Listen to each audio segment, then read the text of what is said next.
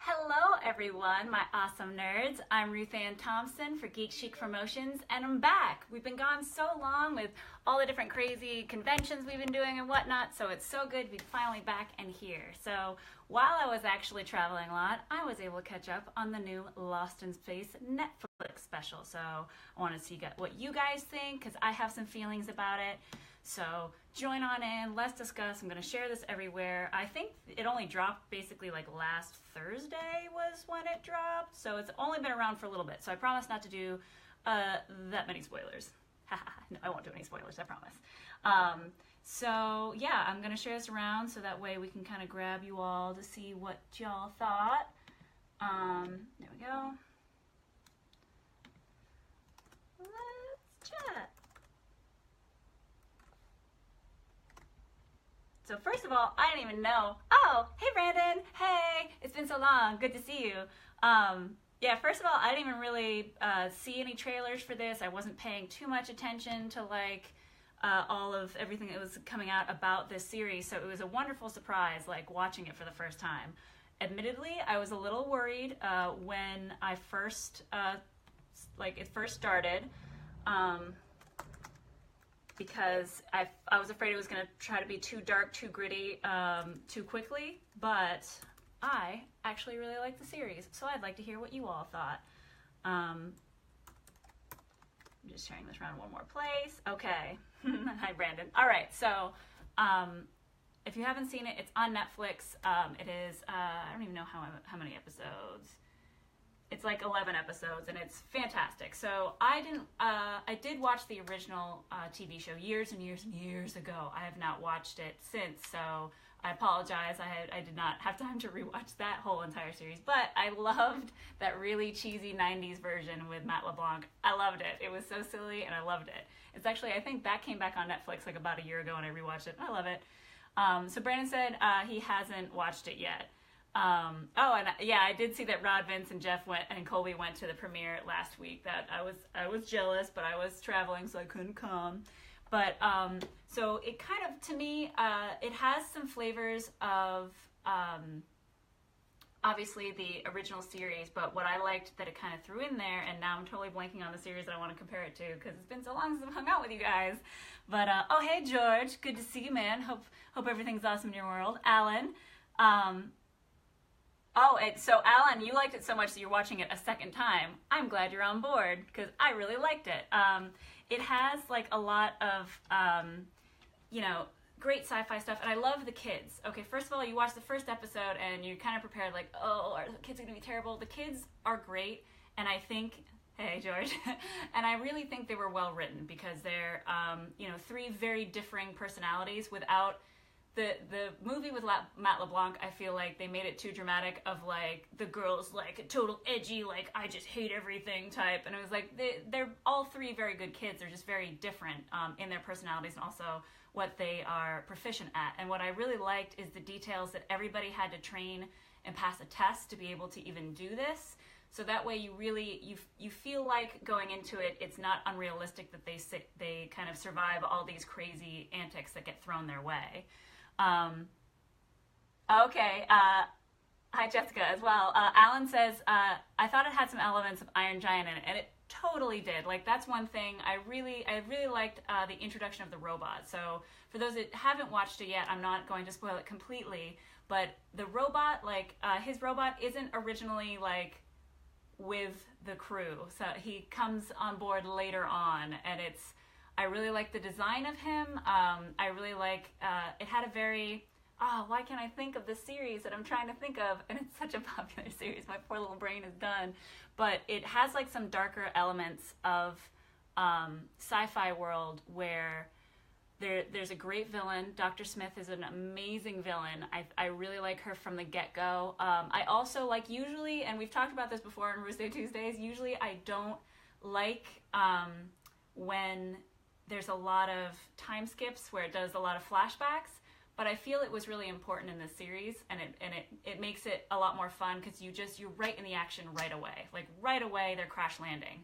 So then you get your information a little bit later on, which is good for us fans who know the show, know the movie, know kind of the storyline. So it's very differing on all that kind of stuff.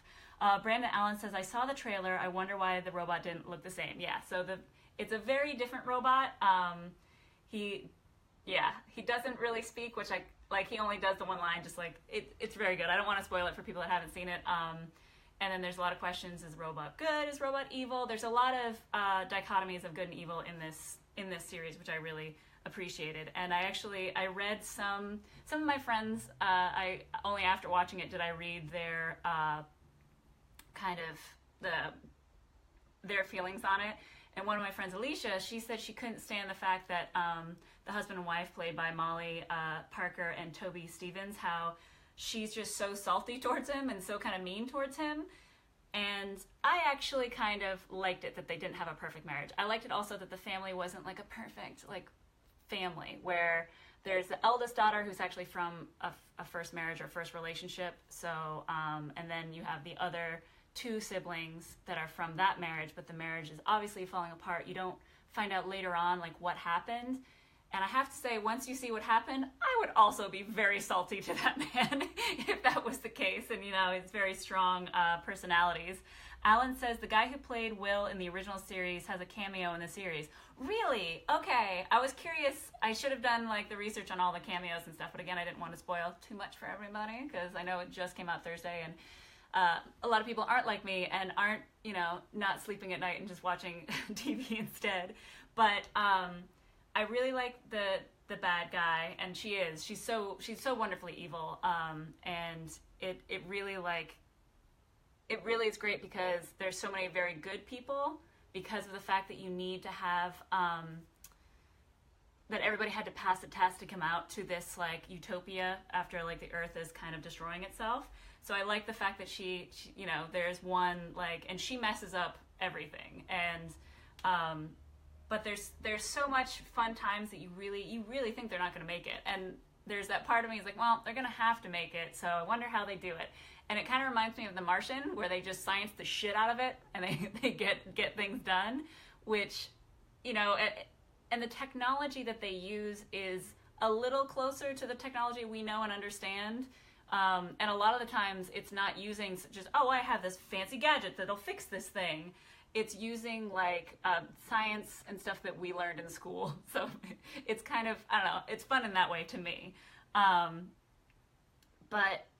I thought it has a lot of fun dark sides to it. And another one of my friends who wrote, she was very uncomfortable with how right from the get-go, the first episode, the kids are put in some very, very scary situations, and their terror and their, there's confined spaces. There's basically every flavor of fear kind of brought out through this series, which I think is great. There's claustrophobia, there's drowning, there's freezing, there's different creatures and all that kind of stuff. And I thought that was really, really well done, where it was dark, but I didn't feel like it was forced, because there's also a lot of very funny parts as well. Yeah, Alan says it was very stressful. There's times it was really, really stressful. I was like, how are they getting it out? But they did it in such a way that there were scenes that I was like, I don't think one of them's gonna make it. This is pretty bold, but I don't think they're gonna make it. And I feel like it ended on a really fun note where it's just you don't know. And what's cool about this series is that it starts out where actually they're lost in space, but there's several different ships. So it's, will they find these other ships? Will they not? Will they be able to get back to the mothership to head towards their utopia? So I thought it was really well done in that way. And I mean, I highly suggest it for everybody. And I understand that some of my friends are the first 3 episodes or so, or it's just it's very stressful, or it's just they feel like it's there's too many pieces missing. But what's fun about that is that they slowly but surely bring about all of the pieces that you're missing in the story. Brandon Allen says, I wish I could still hear Facebook live streams when I have to text someone. Oh yeah, sorry. You have to stay on me if you want to hear everything. And there's a great there's different characters that I really, really like Don West, because at first you're well, where is that smart aleck pilot that's going to come in? And what I like about Don West's character, or Ignacio, I'm going to totally pronounce his name wrong, Chuchio? No, I'm going to fail. I'm just the guy, the awesome guy that plays Don West. His character is, he's a mechanic, and he's not really allowed to go to Utopia. He's just the one who brings, like, he's part of the people that, the ship that ferries them back and forth.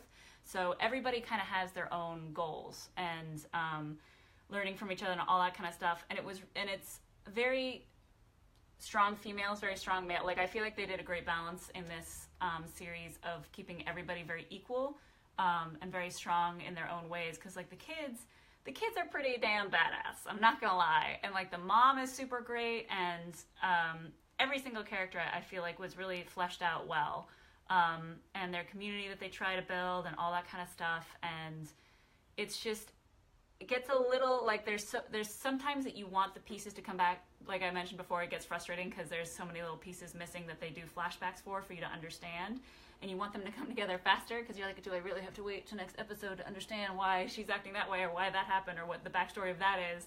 But as somebody who loves to binge watch stuff, it worked out just fine for me. So I don't know if, Alan, if you want to throw in anything that you liked or didn't like about the series. I know that you're rewatching it for a second time, so obviously you liked it. Well, I'm hoping you're not just hate watching it a second time to, like, make notes to yell about, but, like, I highly suggest the show. It's a really fun sci-fi adventure, where it's dark enough, but like I said, there's some really hilarious, really fun light stuff that happens as well. There's a lot of stuff about family, because even though the family is kind of a broken family, or to me it's just a very modern family, where everything's just, it's difficult being family and all that kind of stuff, where, the father was in the military, so he was gone most of the time, and, like, how the family dealt with that and all that kind of stuff. And I liked that it wasn't a perfect family, because I'm kind of getting tired of that version of families, because that's not realistic.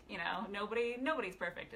Everybody's kind of a mess in their own wonderful way. So I love the series. I highly suggest it. I suggest you getting through all of it, because, like I said, there's little pieces that make the beginning even better.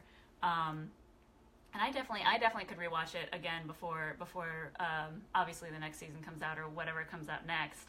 And I'd love to hear from anybody who watched the original or watched the movie. There's something that you'd prefer other than that.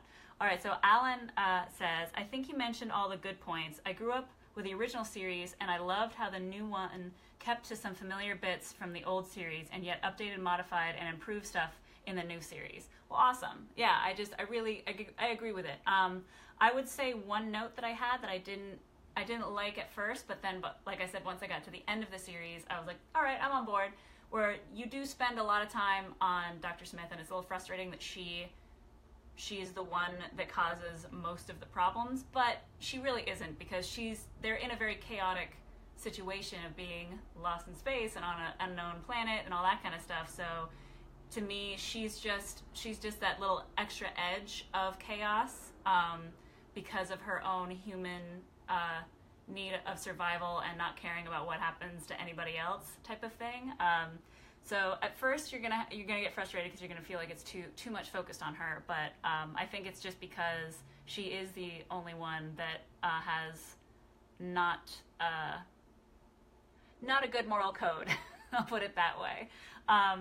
But the design of everything, I love the design of the robot, and his relationship with Will Robinson I think it's really well done, especially with, there's a scene that definitely reminds me of Terminator 2, because the absence of his father growing up, with his father being in the military, you definitely see there's this connection to the robot where he's almost, the father gets a little jealous and like that kind of stuff, and I thought that was a really, really good note, and they did it really well, of like really creating a friendship, a very deep friendship for Will, like from the beginning. And how it ends, I am so curious. Like, it's, again, they've gotten themselves into a very, very bad situation, and the science in it is fun for me, because, like, I don't know if now people don't know this, I used to be a big science nerd when I was little. I wish I kind of kept up with it, because it's really fun. Like I said, it reminds me of The Martian, of just sciencing the shit out of stuff and making it really happen. I really want to give props to Maxwell Jenkins, who plays Will Robinson. Like, he's a young kid, and he acts his ass off. Like, all three kids are incredible. Actually, I mean, all the actors. I don't have any bad things to say about any of the actors, but, like, being a kid actor is not easy, and the director of this must have really worked with them really well, because you really feel the terror, especially the girl who plays Judy Robinson, Taylor Russell. She hits some really crazy, like, PTSD flavor of, like, really difficult situations, and I thought it was very well written and very well like handled, and she did really well. Hey James, good to see you, man. Brandon Allen says, I like the fact that the movie ended the way it did. Yeah, the movie, I would say they almost do something similar. I don't want to give away to the ending of this series as they did in that new 90s Matt LeBlanc movie, where it's just kind of a very open-ended, just kind of, I don't know what they're gonna do now, because they're in trouble. They're together, but they're in trouble again. So it's pretty exciting, and I don't even know if they've announced the next series, but like as the sci-fi addict that I am, I'm like, I need more. The back to the kid actors, like, so Mina Sunwall, who plays Penny Robinson, who's the middle child, I really like her personality as well, because, like I said, the kids aren't vanilla kids. Like, they all have, but they're still very close and love each other very much. So it's really nice way of showing that even a quote unquote broken family can be very cohesive and really love each other and take care of everything. Alan says Neil Marshall directed a few of the episodes. He's directed episodes of Game of Thrones and movies like The Descent and the upcoming Hellboy movie. Yeah, and you can really, that's actually, it's interesting when you mention The Descent, because there are scenes when it deals with claustrophobia and like that type of fear, and you can really feel that. I should look that up to see if that's when he directed them. And not to say that there's sexy scenes in this like Game of Thrones, but there's definitely some, like I mentioned before, some really dark elements that really hit it pretty good. Oh, and then Brandon says, I mostly remember Lacey from the movie. Yeah, that was a pretty good part of the movie as well. And as I said before, the villain I liked a lot, and that's Parker Posey, who I absolutely adore and did not even know was in this. Like, it kind of just, like, she came on screen, I was like, oh, okay. And that she is a psychological, brilliant character. And it's really cool. And I like her flavor of evil, you know, because I always get annoyed when any character is because they lost a love or because they have jealousy or all that kind of stuff. But for her, it's just, she wants to survive, you know, and it's not evil just for the sake of being evil. Like, she's making every possible, like, thing to make sure that she lives. So even when she does something that's quote unquote good, it's just for her own gain. So but it's still evil, you know what I mean? Like, even though she's like helping somebody out, it's so that she kind of owes, you know, somebody owes her or something like that. Oh, I agree, Alan. I like Selma Blair's cameo in this too. Yeah, there's a lot of really great cameos, and there's, I don't want to give too much away because it is very fresh. So we'll definitely have to come back to this later so we can discuss more once everybody's seen it. But it's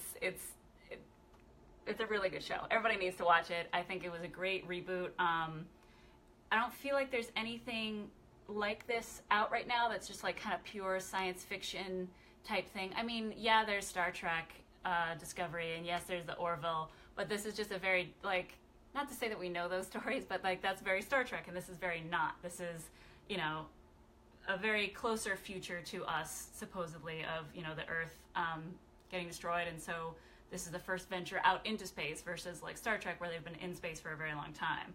So, oh, James is asking, oh yeah, we're talking about the Lost in Space new Netflix show that just came out just last week. And, you know, like I said, I don't sleep, so I watch all of it. Oh, and Brandon says, still need to finish season 2 of Jessica Jones. Yeah, once you do, then go back to our nerd rage about it. Well, that's a whole never issue. But yeah, I can't suggest this TV show anymore.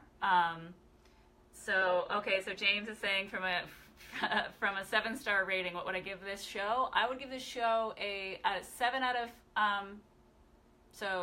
out of 7 stars. I'd give it 6. So 6 out of 7 stars. I really like this show. It definitely has its problems. what is that sci-fi show that I'm trying to, I'm going to be so mad when I realize it after I finish the stream, but it reminds me of it a lot, of the kind of darker elements to this show that I think are very necessary, because I feel like even the movie, it kind of made it seem very fun to be lost in space. Obviously there's like the bad guy in the movie, what's his butt, but yeah, even with that evil character, it didn't have the same set of fears that I feel like this TV show really goes through, and the sense of danger of anything can kill you out in space, like anything. And so that was, I really did like that about it. The Expanse, no, it wasn't The Expanse, I know. James also said he would give it a 6. Alan says he would give it a 6 as well. Yeah, I completely agree. I really like the show. Even just the color palette was great, and how the planet they land on is very familiar yet very alien, and they really get into that. And it's a good show. So I'm glad everybody like agrees with me. It's a great show. So just to kind of veer off for a second, if you guys didn't see, you have to check out this article that just came out that my business partner, the CEO of GeekChic Promotions, Chris Simon, she just did an interview, and we posted it on our Facebook page, so please check it out if you're interested on how GeekChic Promotions started and where we're going and all that. So that's super exciting. And then we're going to be doing a lot of cons in the next month or so, so we're super excited about that. Obviously there's Free Comic Book Day, which you're going to see one or both of us at the Comic Bug here in, I think that's down in Hermosa Beach technically, but here in LA.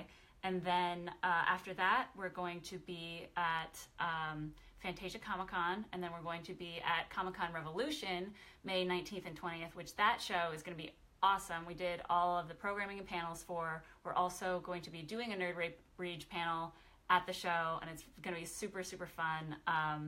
We're going to have Paul Jenkins on that, and we're going to Nerd Rage about X-Men Origins, the movie, because he wrote the comic book, so it's going to be super fun. And then I'm going to be at MomoCon with Robot Underdog, and so that's super exciting, the last weekend of May. That's out in Atlanta, Georgia. So anybody near Atlanta, Georgia, get your MomoCon tickets so you can come see me and the gang. So it's really exciting. So, and we will be back this Saturday with Nerd Rage. I know we were kind of on a break because we were flying all over the place with PAX, and we had some family stuff to take care of, but we all back, and we're going to Nerd Rage on Saturday, 3 p.m. PT, same bat time, same bat channel, so that's pretty awesome. Oh, Jason says, binge watch Netflix series, love the feel, the mood. Some of the science in the show made me go, but you can suspend your disbelief. It is a ton of fun. Parker Posey was great. I can't wait to hear for them to announce the second season. Jason, I agree with everything you said. Like, yeah, some of the science is like, well, okay, but it's fun. I feel like, as I kept saying in this stream, I feel like it was like The Martian, where they just science the shit out of it, and like, they talked you through it without making it seem like, why would they talk about this? They're smart. They would just do it. But I really like that. And James mentioned that Sean Schemmel will be at MomoCon as well. Oh, I know. Me and Sean. But yeah, so I love this series, the Netflix series, so please go watch it. Thank you again for joining for Ruth Day Tuesday, and we will see you on Saturday for our Nerd Rage. See you then.